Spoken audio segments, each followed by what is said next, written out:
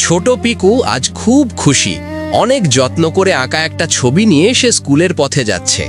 কিন্তু হঠাৎ এক দ্রুতগামী গাড়ি কাদা ছিটিয়ে তার সাধের ছবিটা আর সাদা জামাটা নষ্ট করে দিল।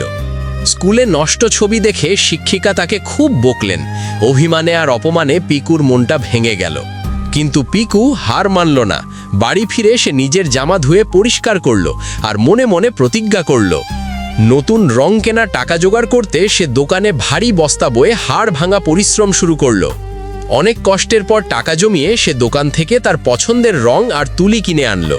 সেই রাত থেকেই সে আবার আঁকতে শুরু করলো এক অদ্ভুত সুন্দর আর মায়াবী ছবি। পরদিন আত্মবিশ্বাসের সাথে সেই নতুন ছবি নিয়ে সে আবার তার স্কুলে পৌঁছালো। প্রতিযোগিতায় সব ছবিকে পেছনে ফেলে পিকুর ছবি শ্রেষ্ঠ হিসেবে প্রথম স্থান অধিকার করল। শিক্ষিকা তাকে মেডেল পরিয়ে দিলেন আর সব বন্ধুরা আনন্দে তার জন্য হাততালি দিয়ে উঠল।